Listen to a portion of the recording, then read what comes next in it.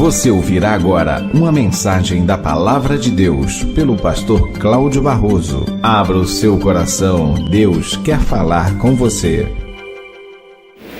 Lucas capítulo 13, versículos de 10 a 17, leio assim: Ora, ensinava Jesus no sábado numa das sinagogas, e veio ali uma mulher possessa de um espírito de enfermidade. Por favor, quero ressaltar, você pode repetir, na sua versão está exatamente assim, não é? Possessa de um espírito de enfermidade. Eu faço questão que você repita, como está na sua Bíblia, como é que diz aí? Espírito de enfermidade? Espírito que a mantinha doente, a mesma coisa, né? Havia quanto tempo? 18 anos.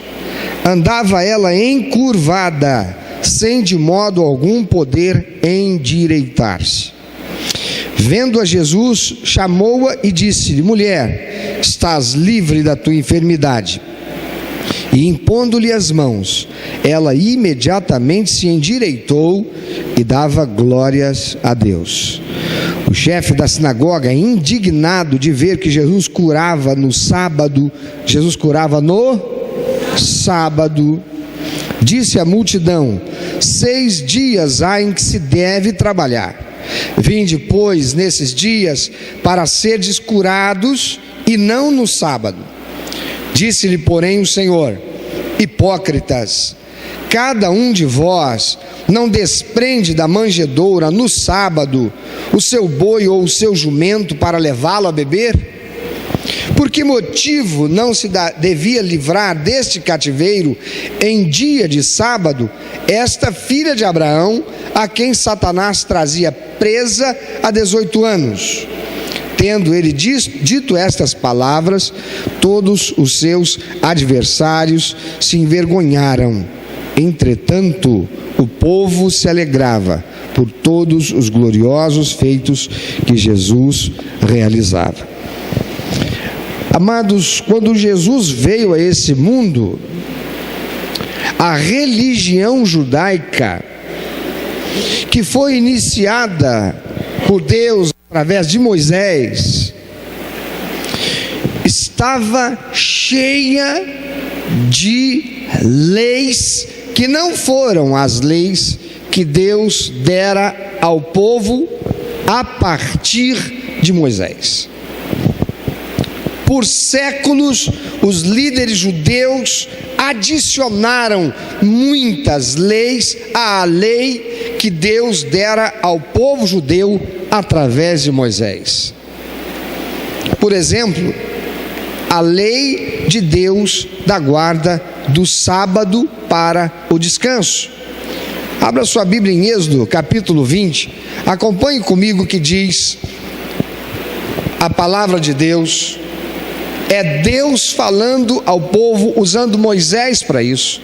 Moisés que recebeu as leis de Deus, quando ele subiu o monte, lá esteve durante 40 dias e 40 noites. Diz o texto de Êxodo 20, de 8 a 11. É o decálogo, faz parte dos 10 mandamentos dados por Deus. E dentre esses 10 mandamentos, um deles, verso 8: lembra-te do dia de sábado para o santificar. 6 dias farás o quê? Trabalharás e farás toda a tua obra. Mas o 7º dia é o sábado do Senhor teu Deus. É o sábado de quem? Do Senhor teu Deus. Não farás nenhum trabalho, nem tu, nem teu filho, nem tua filha, nem teu servo, nem tua serva, nem teu animal, nem o forasteiro das tuas portas para dentro.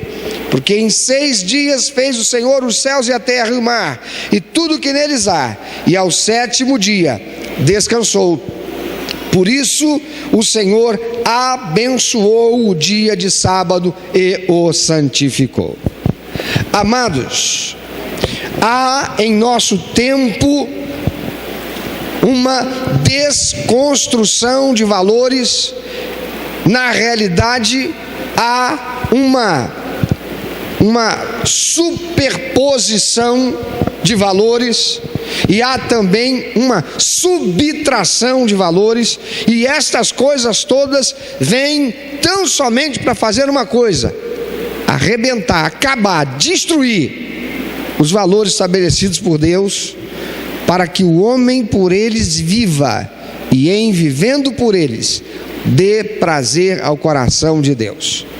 A razão de nós existirmos na face da terra é que Deus nos criou, é o que diz Gênesis capítulo 2, Deus criou o homem do pó da terra, macho e fêmea o criou, e Deus nos criou com o propósito, diz Efésios capítulo 1, de sermos para o louvor da sua glória. Deus, portanto, nos criou para termos um relacionamento com Ele que dê prazer ao seu coração. Mas o homem, se deixando seduzir pelo diabo, mesmo no seu ambiente de religiosidade, de religião, ele começou a deturpar aquilo que Deus fez para ser perfeito, e para o homem seguir, para o homem viver, para o homem obedecer.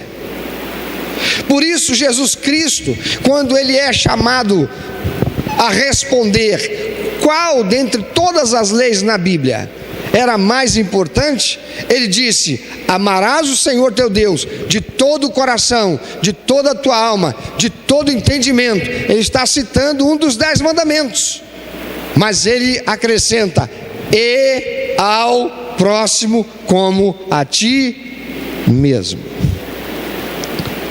Amar ao próximo como a mim mesmo é tão importante que, se eu não o praticar, não poderei dizer que amo a Deus. O apóstolo João diz: como é que você pode dizer que você ama a Deus que você não vê, se você não ama o teu irmão que você vê? Se faz hipócrita e mentiroso aquele que diz que ama o irmão, que ama a Deus, mas não ama o irmão. Porque amar é mais do que falar, amar é agir, é praticar. E Jesus diz: ame a Deus acima de todas as coisas, e ao teu próximo como a você mesmo. Deus, quando estabelece o dia do sábado, Ele estabeleceu e Ele disse: santifica. O que é se tornar santificado? Ou o que é santificar? É tornar separado e exclusivo para quem? Para Deus. Mas quando Deus pensou em que o homem separasse esse dia para Ele, Deus estava pensando também no homem. Veja que quando Deus criou o mundo, Ele criou o mundo pensando no homem. Ele pegou do pó da terra, dos elementos que Ele criou neste planeta, para compor o corpo físico do homem. E Ele soprou o seu espírito no homem. O homem se tornou alma vivente. Tudo que nós precisamos, tudo que o homem precisava, e consequentemente nós hoje, mas estou falando do primeiro homem, ele já tinha à sua disposição, porque Deus criou tudo. Tudo que Deus fez pensando no homem, que Ele criou para o louvor da sua glória. Quando o homem olha para um pôr do sol e diz: que coisa linda! E ele se lembra que quem criou o sol e que fez tudo isso foi Deus. E ele diz: que coisa linda, meu Deus! Ele está exaltando a glória de Deus. Tudo Deus fez para si, mas Ele abençoa o homem. Deus, quando cria o dia do sábado, ou estabelece o dia do sábado como um dia a ser santo, separado, exclusivo para Ele, porque diz o texto: mas o sétimo dia é o sábado do Senhor. Diga sábado. O que é sábado na Bíblia? Sábado na Bíblia não é o dia da semana que nós ocidentais e aqui no Brasil chamamos de sábado. É um dia em 7. Um dia em 7. O calendário judeu não é igual ao calendário nosso. O calendário chinês não é igual ao nosso. O calendário japonês não é igual ao nosso. Mas, para o nosso contexto, hoje, 2017, o mundo ocidental tem como dia de descanso qual dia? Domingo. Domingo é um dia em 7. Deus estabeleceu, portanto, mas o sétimo dia, diga sétimo dia, não tinha nome de sábado, não tinha nome de terça-feira, não tinha nome de domingo, não tinha nome de quinta-feira, era sétimo dia. Sábado é isso, amém? Mas a sociedade evoluiu e a sociedade estabeleceu que o dia de descanso na nossa sociedade ocidental é o dia de domingo.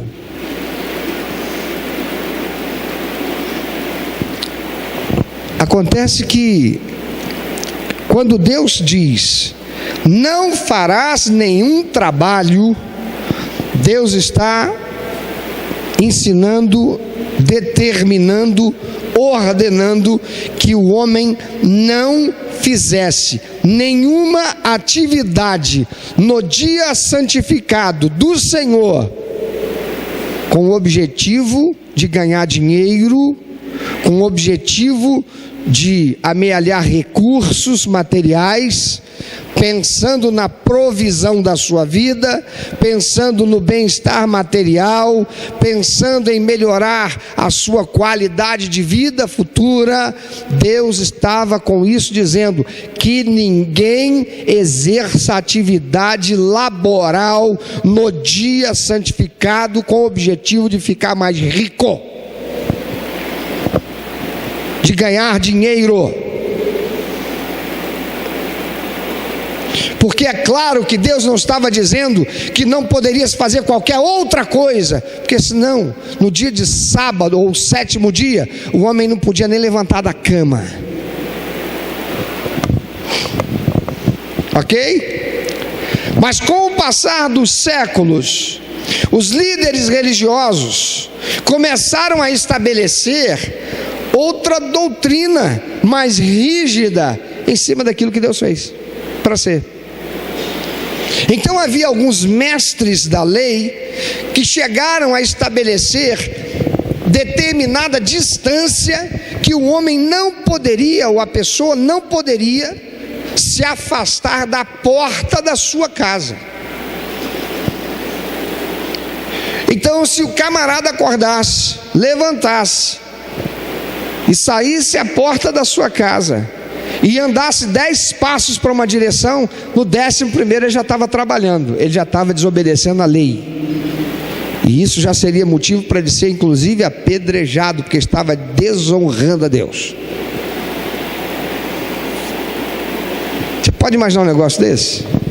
Faz a gente pensar em determinadas doutrinas que foram construídas ao longo do tempo e chegaram a nós também evangélicos, de pessoas que são obrigadas, para expressar santidade, não poder usar um brinco, que não é a mesma coisa que piercing, não poder colocar uma sombra, uma maquiagem, um blush, um rouge. Ainda falam rouge? Não? O que é? Agora é o que?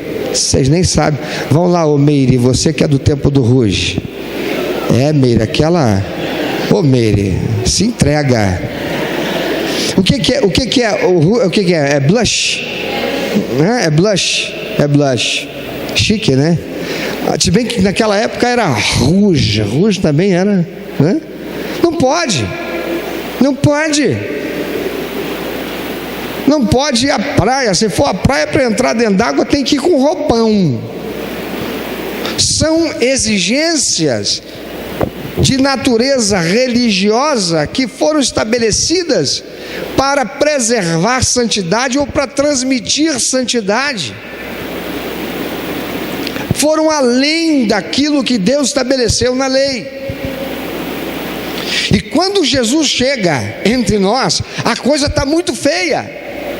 Porque os fariseus, eles tinham um compêndio de leis além da lei que Deus deu através de Moisés, para dizer como é que os utensílios domésticos deveriam ser limpos, lavados, purificados, para que não fossem considerados contaminados cerimonialmente, porque senão contaminaria cerimonialmente quem usasse, e com isso aquela pessoa ficaria impossibilitada inclusive de chegar até o templo e adorar a Deus.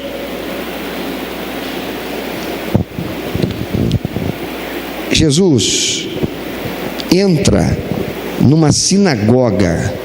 A sinagoga estava para aquele tempo como essa igreja e todas as igrejas estão hoje para o nosso tempo.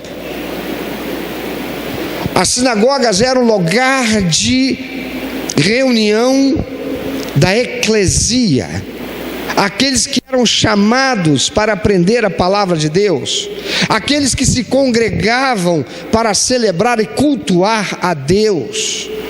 Jesus entra numa sinagoga, e dentro daquela sinagoga tem uma crente que está há 18 anos ali. Ela é uma judia, ele diz, filha de Abraão, e há 18 anos ela é possessa de um demônio chamado espírito de enfermidade, que a fazia ficar encurvada. E Jesus se compadece dela. E o que ele faz? Ele a liberta, ele a cura. E aquela mulher, pela primeira vez em 18 anos, pode se reerguer e respirar aliviadamente. Eu quero te levar a um exercício, conduzir um exercício. Você pode ficar em pé, por favor? Somente aqueles que puderem fazer esse exercício, tá bem? Coloca um dedo da mão esquerda no nariz, que com a outra mão você segura na ponta do seu pé direito. Não, brincadeira. Brincadeira, faz não é isso. Mas se você pode, eu quero pedir que você coloque as suas duas mãos na sua barriga, na altura do umbigo, e curve o máximo que você puder o seu corpo. Tá bem, não precisa muito não. Não precisa botar a cabeça lá no joelho não. Fica assim por 60 segundos. Só quem aguentar. 60 segundos. Quando sua coluna começar a esquentar e te incomodar, aí você levanta antes dos 60 segundos. Olha só. Se você pudesse, se não houvessem os bancos, eu pedi para você andar para lá e para cá nessa posição. Se imagina tendo que andar assim o tempo todo. Já levantou? O tempo todo. O tempo todo. Por 18 anos você tem que andar assim. Tá bem, já passou. Como é que você se sentiu? Foi confortável? Foi gostoso? Foi legal? Você acredita que você teria uma qualidade de vida legal, tendo que andar desse jeito o dia todo, o tempo todo, onde você fosse? Você acredita que você conseguiria olhar para o céu e ver as aves enquanto você andasse? Você acredita que estando parado você teria condição de levantar a cabeça para cima e enxergar o que estivesse acima de você? Você acredita que você teria um sono gostoso, relaxante, restaurador para a sua energia, tendo que dormir nessa posição, sem que você pudesse se esticar na cama? Aquela mulher estava assim há 18 anos, meu chapa. 18 anos. E sabe onde é que ela está? Ela não está no centro. Ela não está celebrando e adorando a ídolos, a entidades, ela está numa igreja. E ela está numa igreja há 18 anos. E com aquela enfermidade colocada por um espírito imundo. E sabe o que mais? Aquela igreja tinha um pastor. Porque o texto diz que o chefe da sinagoga, vendo que Jesus curou aquela mulher, e era sábado, portanto um dia em que ninguém poderia fazer nada, e Jesus acabou de fazer uma coisa: Jesus acabou de curar uma mulher. Quem é que cura alguém? É o médico? O médico cura alguém? Na concepção natural, é ele, né? Que leva a pessoa a ser curada. Pois Jesus cura aquela mulher, e o chefe da sinagoga fica indignado de ver que Jesus curava no sábado, e ainda diz para a multidão, aborrecido: 6 dias há em que se deve trabalhar. Vinde, pois, nesses dias, para seres curados, e não no sábado. E aí alguém podia levantar lá e dizer assim: mas vem cá, tem 18 anos que essa mulher vem aqui e ninguém curou ela. Olha para quem está do teu lado, dentro da igreja de Cristo. Talvez você nem sabe que essa pessoa precisa de cura. A cura que ela precisa talvez seja de uma palavra de amor, de carinho, de compaixão. Talvez a cura que vá ser processada nela seja você parar e dar atenção, seja você demonstrar carinho, afetividade, seja você saindo daqui do culto, chegando lá fora no momento da comunhão, você não correr para procurar aquela pessoa que você sempre fala com ela e que já é do seu relacionamento. Não, é você procurar aqueles outros que estão aqui, que vêm aqui, e até mesmo aqueles que estão aqui há tanto tempo e você nunca parou para ouvir e conversar. E que vai se sentir feliz porque alguém parou para ouvir, demonstrar interesse. Jesus demonstrou interesse por ela. Jesus demonstrou interesse por o que ela estava sofrendo. Jesus demonstrou compaixão pelo sofrimento dela e a libertou dele. Ah, mas os líderes religiosos, e aquele líder religioso ficou revoltado. Amados, os líderes religiosos judaicos adicionaram à lei uma adição que dizia: você não pode curar no sábado. Mas foi isso que Deus disse lá em Êxodo? Sim ou não? Não. Está claro para quem quer entender que Deus estava dizendo: você não vai fazer nenhum tipo de trabalho para ganhar dinheiro. Você não vai trabalhar objetivando a manutenção da sua existência ou a construção de dias mais prósperos para você, com mais conforto no dia que é para descansar e me adorar. Deus não disse. Inclusive, você não vai curar ninguém, você não vai exercer nenhuma atividade que possa produzir o bem. Não, Deus não disse isso. Mas os líderes religiosos disseram. Em nossos dias, você sabe o que é que os líderes religiosos estão dizendo? Pode fazer o que você quiser no sétimo dia, no dia do sábado, que é o domingo nosso. Você pode fazer qualquer coisa, meu amado. Você pode abrir seu comércio, você pode ganhar dinheiro, você pode sair da igreja e comer pizza, meu chapa. Que tem? Você pode ir no supermercado, você podia ter feito no sábado, não fez, mas faz hoje que é domingo. Qual é o problema? Porque nós vivemos no tempo da graça. É o tempo da graça. Mas no tempo do pastor Albino, quando ele tinha 10 anos, um dia desse, nada abria dia de domingo. Abria, pastor? Não. Posto de gasolina não abria, supermercado não abria, nem dia de sábado depois de meio-dia. Aliás, para abrir sábado até meio-dia, eles tiveram que entrar na justiça para ganhar.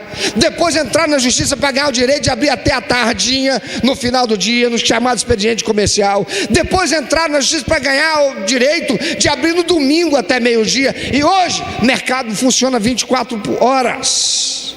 É assim ou não é?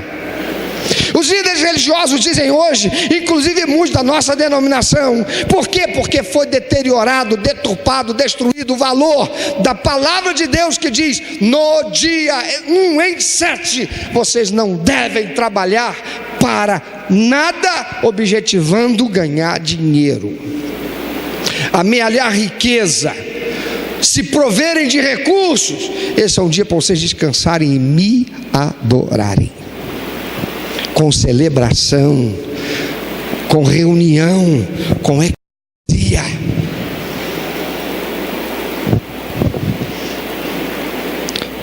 Mais de 30 e poucos anos para cá, os líderes religiosos também se corromperam, deixando que a lei dos homens, deixando que a influência de Satanás na sociedade deturpasse, corrompesse um valor extraordinário. Sabe por quê? Porque o Estado se tornou laico. E eu não estou aqui defendendo que o Estado tem que ter religião. Louvado seja o Senhor, porque em nosso país o Estado é laico. Igreja e Estado são separados. Aleluia. Porém, enquanto no Brasil havia uma religião oficial chamada catolicismo, o catolicismo também defendia o dia do Senhor. Mas quando o Estado deixou de ser laico e a palavra de Deus, ainda que não fosse batista, ainda que não fosse assembleano, ainda que não fosse presbiteriano, ainda que fosse católico, esse valor era respeitado. E foi sendo corrompido, foi sendo corrompido, e foi sendo corrompido, e hoje os crentes estão desonrando a Deus, porque no dia do Senhor trabalham para ganhar dinheiro. Não, eu não trabalho não, eu só fui no restaurante. E quando você foi no restaurante comer no dia do Senhor, você está fazendo o quê? Você está alimentando o pecado da desonra daquele que abriu aquele comércio para ganhar dinheiro. Da mesma forma que o usuário de droga está alimentando o tráfico de droga. Mas que comparação absurda! Eu estou falando de valores. Eu estou falando de valores. Jesus, Ele cura aquela mulher no dia de sábado. Mas sabe uma coisa? Jesus não só curou aquela mulher no dia de sábado, não. 7 vezes Jesus operou milagres em sábado, ou num sábado. Lá em Marcos capítulo 1, versículo 21 a 28, Jesus cura expulsando os demônios de um endemoniado na cidade de Cafarnaum. Em Marcos capítulo 1, versículo 29 a 31, Jesus entra na casa de Pedro no dia de sábado da sogra dele e cura a sogra dele que estava enferma. Jesus cura a sogra de Pedro num dia de sábado, na casa dela. Evangelho de João capítulo 5, versículo de 1 a 18, Jesus cura um paralítico que está no tanque de Betesda em Jerusalém, e era um sábado. Em Marcos capítulo 3, versículo de 1 a 6, Jesus cura um homem que tinha uma das mãos atrofiada dentro de uma sinagoga. Um homem que devia viver uma vida terrível, emocionalmente, psicologicamente, socialmente, porque naquele contexto, uma pessoa que tivesse uma deformação, uma pessoa que nascesse cega, uma pessoa que nascesse com um defeito físico, era considerada uma pessoa imunda, uma pessoa pecadora. Ou ela ou os pais dela cometeram um pecado, por isso que Deus amaldiçoou e a criança nasceu daquele jeito. Imagina, esse homem cresceu com essa realidade, e Jesus entra num dia de sábado na sinagoga e cura aquele homem que tinha uma mão atrofiada. Em Lucas capítulo 13, versículos 10 a 17, Jesus expulsa o espírito de enfermidade que fazia a mulher andar encurvada há 18 anos dentro de uma sinagoga, texto esse que nós já lemos. Em Lucas capítulo 13, versículos 10 a 17, Jesus expulsa o espírito de enfermidade, eu já falei. Então é Lucas capítulo 14, versículo 16, Jesus cura um homem hidrópico na casa de um dos chefes dos fariseus, e era sábado.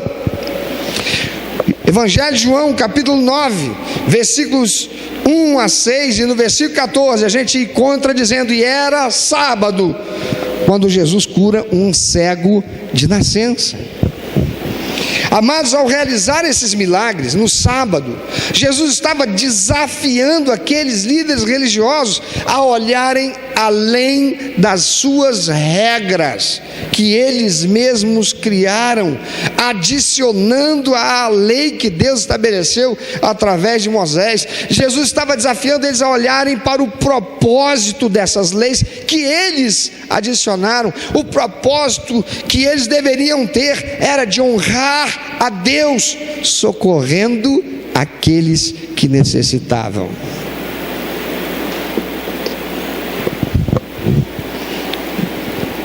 Pense, Deus teria sido honrado se Jesus tivesse ignorado aquelas pessoas. Deus teria sido honrado se Jesus, entrando naquela sinagoga, soubesse daquela filha de Abraão que há 18 anos sofria com espírito de enfermidade, de modo que ela não podia se endireitar, mas andava encurvada. Se ele não a curasse, o Senhor seria honrado. Ele entrando na sinagoga, tem lá um crente, tem uma pessoa lá que está no culto. Essa pessoa sofre com o peso social de que ela é amaldiçoada por Deus, porque tem a sua mão atrofiada. Jesus chama ela para o meio, diz: moço, vem aqui na frente. Não, vem aqui no meio. Moço, estende a sua mão atrofiada. Para e pensa, aquele moço tendo que fazer isso diante de todo mundo. Jesus não fez isso para envergonhá-lo. Jesus fez isso porque ele iria operar um milagre. E quando aquele moço estende a mão, Jesus cura, e a mão daquele moço fica perfeita como a outra. Aleluia. Era sábado. Amados, Jesus estava chamando a atenção daqueles líderes religiosos para que eles entendessem, acordassem, enxergassem com propriedade qual foi o propósito da lei que Deus estabeleceu. A lei que Deus estabeleceu, como todas as demais leis, poderia ser sintetizado numa expressão: honra a Deus. Honra a Deus. Deus teria sido honrado se Jesus tivesse ignorado aquelas pessoas com as suas dificuldades por ser um dia de sábado. Ele não estava fazendo nada para ganhar dinheiro. Ele não era um cantor gospel indo numa igreja, chegando lá na hora do culto, fazendo a sua participação, saindo pela porta dos fundos, recebendo o seu cachê e já indo para outra igreja evangélica, onde ele vai novamente realizar outra participação. Isso é comércio, irmão. Isso não é ministério, isso é comércio. Isso é para ganhar dinheiro. Ter um negócio que funciona no dia que é consagrado para o Senhor, para ser descanso e celebração e culto a Deus, isso é desonra, meu amado. Mas sabe o que é desonra também?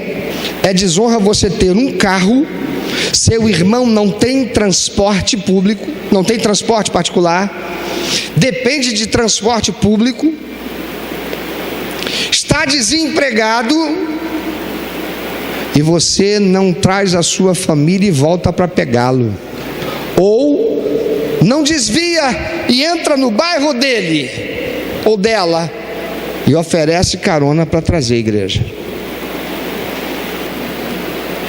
Como também não é honrar a Deus, é pelo contrário, é desonrar a Deus. Que você vive num lugar onde os teus vizinhos nunca viram você bater a porta dele para levar um suco, um bolinho feito em casa, para convidá-lo para tomar aquele lanche com você, e você construiu a oportunidade de falar de Jesus, dando a oportunidade que aquela pessoa receba a salvação e a vida eterna. Por quê? Porque você chega em casa, você liga a televisão e vai assistir o Faustão, ou Gugu, ou sei lá quem mais. Jesus não foi à toa, não foi sem razão, nem foi coincidência que 7 vezes, 7 na Bíblia tem que significado? Perfeição. Algo perfeito. Não é acaso que Jesus 7 vezes no sábado opera milagres, inclusive dentro de igreja, chamando a atenção da igreja para aquilo que a igreja deve fazer. Amados, se nós queremos ser uma comunidade viva de cristãos autênticos, só é possível se nós honrarmos a Deus. Só é possível se cumprirmos a missão de trazer pessoas para Jesus, de irmos até elas. O Senhor Jesus disse: todos saberão que vocês são meus discípulos, se vocês amarem uns aos outros. Uns aos outros. Eu te pergunto, há quanto tempo faz que você não visita um irmão seu na igreja, membro da mesma igreja? Quanto tempo faz que você não fala de Jesus para alguém intencionalmente, com a intenção de levá-lo à salvação, conhecimento da verdade? Eu te pergunto, o domingo ele é seu para fazer o que quiser, e Deus fica onde? Eu te pergunto, a sociedade brasileira hoje, que por conta de meia dúzia ou algumas dúzias de pessoas que insistem em dizer que o Brasil nunca mais deve viver aos tempos da ditadura, pois deixa eu dizer uma coisa: no chamado tempo da ditadura, o Brasil honrava a Deus. E no tempo que nós estamos vivendo, você liga a televisão, você liga o rádio, você entra na sua página, na linha de tempo, na timeline do teu Facebook, das pessoas que você aceitou, e o que você mais vê é desonra a Deus, desonra a Deus, desonra a Deus, desonra a Deus, desonra a Deus. É o homem desonrando o homem, é o homem tentando e buscando prevalecer contra o homem, é corrupção e toda sorte de pecado. Ah, pastor, quer dizer que não havia pecado naquele tempo? Claro que havia, mas havia uma realidade social muito diferente daquela que vivemos. Eu não vou entrar na discussão política, porque não é o que convém. O que eu quero dizer é que valores bíblicos de honra existiam, honrando ao próximo e honrando a Deus. Hoje, o que não falta no Brasil é a igreja evangélica. O que não falta na Baixada Fluminense é a igreja evangélica. O que não falta no estado do Rio de Janeiro é a igreja evangélica. E ainda assim, nós estamos na falência, nós estamos no caos social, nós estamos vivendo um caos que só é comparável aos filmes de Hollywood que mostram o planeta devastado pela bomba atômica e a sociedade destruída, esfacelada, e as pessoas vivendo, se degladiando e se destruindo por gangues nas cidades que barbarizam. A gente está vivendo isso. Quantos aqui já assistiram o filme O Livro de Eli? A gente está vivendo aquilo. A Bíblia está guardada As 7 chaves por aqueles que têm, mas não vivem. Porque até aqueles que estão guardando a Bíblia estão produzindo o que a Bíblia ensina que não deve. Enquanto a sociedade está desprovida de ordem, não há progresso de verdade. A gente dá uns passos para frente quando a gente pensa que vai ficar, opa, glória a Deus, aleluia, uhul, agora eu posso comer carne de primeira, que antes eu não podia, antes era só pescoço de galinha, agora eu já posso comer alcatra. Só para daqui ali na frente, nem o pescoço de galinha está podendo comer mais. Não é o que a gente está vivendo, não? E por quê? Desonra a Deus. Amados, Efésios capítulo 5, versículo 1 e 2 diz: sede, pois, imitadores de Deus como filhos amados. Ele está dizendo que é para a gente fazer o quê? É para a gente fazer o quê? Imitar a quem? Pastor Cláudio Barroso. A quem? Apóstolo Renê Terranova. A quem? Apóstolo Joel Ferreira. A quem? A quem está dizendo para a gente imitar? A Deus. Sede, pois, imitadores de Deus como filhos amados, e andai em amor como também Cristo nos amou. E fez o quê? E se entregou a si mesmo por nós, como oferta e sacrifício a Deus em aroma suave. Amados, a gente quer muito ser abençoado por Deus, mas quantos querem ser aroma suave e oferta agradável a Deus em sacrifício?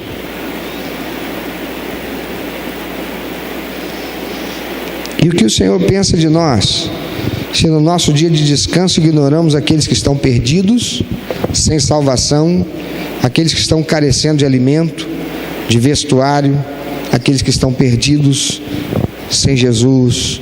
O que Deus pensa de nós?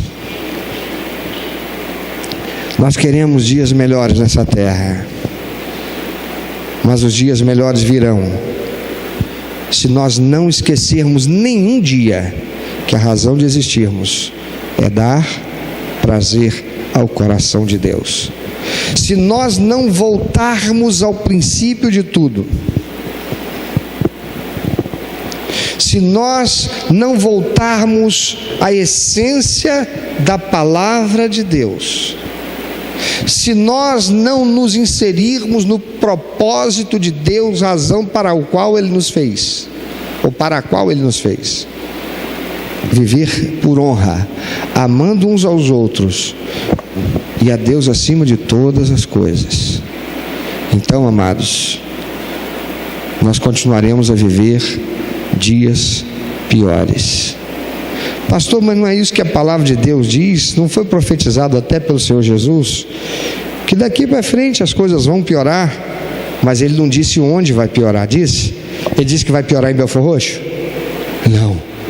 Então, se depender de mim, eu quero que aqui, quando Ele voltar, não seja um pedacinho do céu na terra, não, mas seja um lugar onde Ele encontra um povo que o adora em espírito e em verdade, e que é por isso mesmo instrumento dele de resistência contra o anticristo, que vai dominar o mundo todo e exercer perseguição contra os verdadeiros cristãos, dos quais eu pretendo me incluir se eu estiver vivo, porque eu sei que enquanto vivendo nessa terra, eu só posso viver paz, equilíbrio e satisfação se verdadeiramente eu estiver vivendo uma vida de honra a Deus.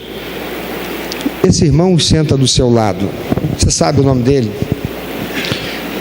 Você conhece os irmãos da igreja? Pastor, tão difícil, a igreja é grande, a igreja cresce, mas eu pergunto, o que você tem feito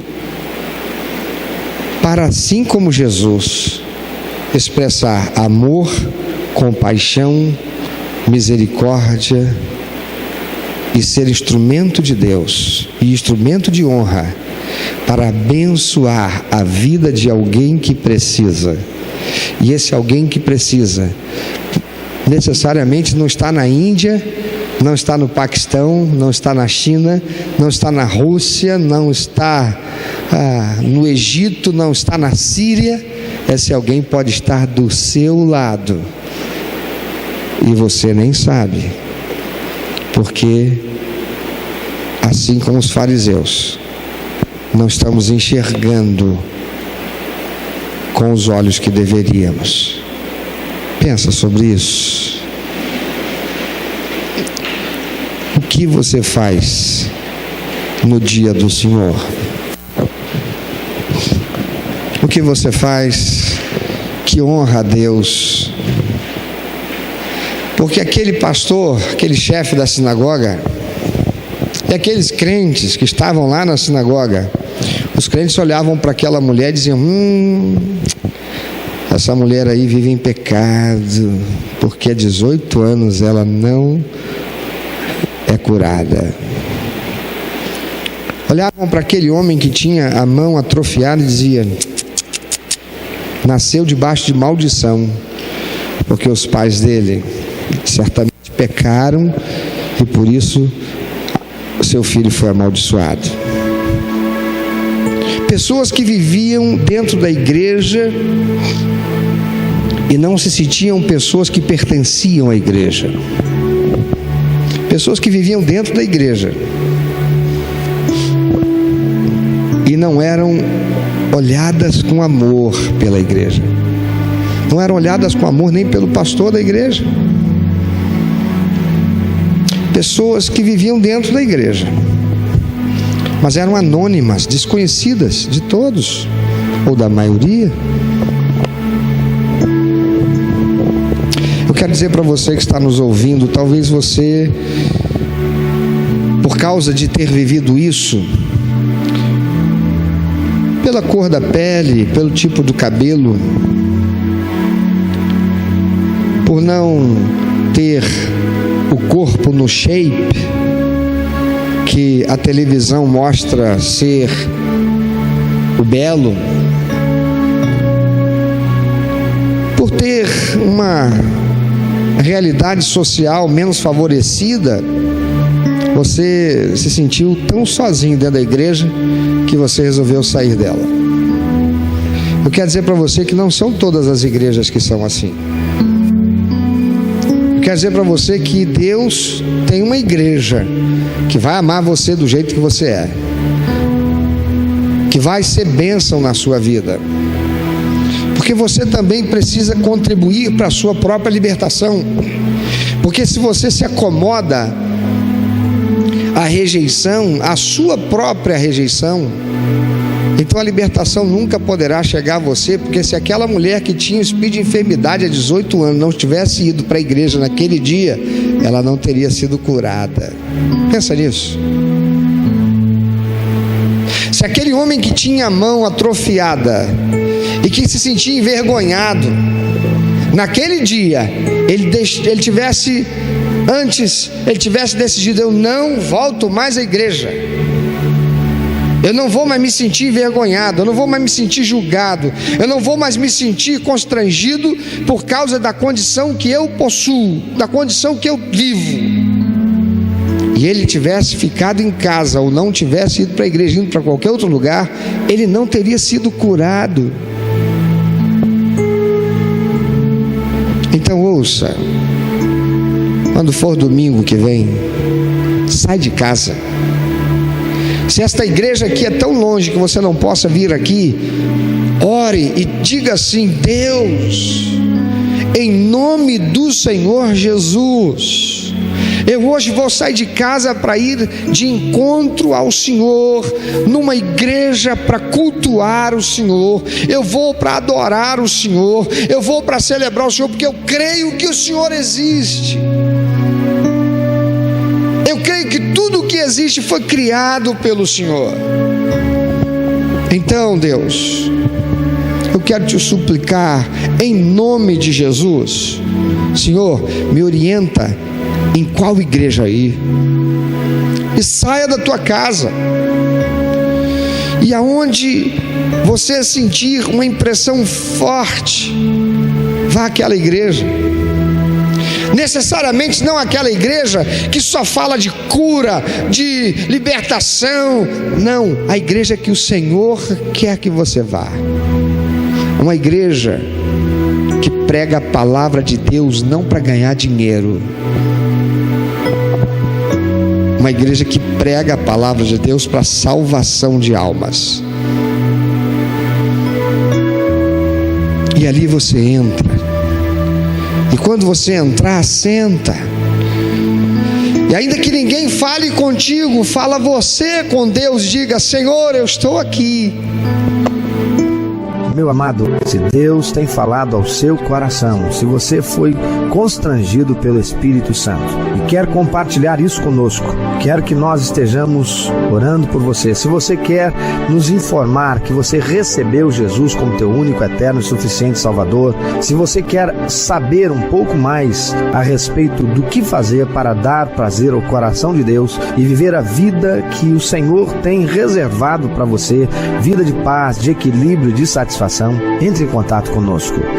Ligue para nós, anote por favor, é 21 2761 1059, 21 2761 1059.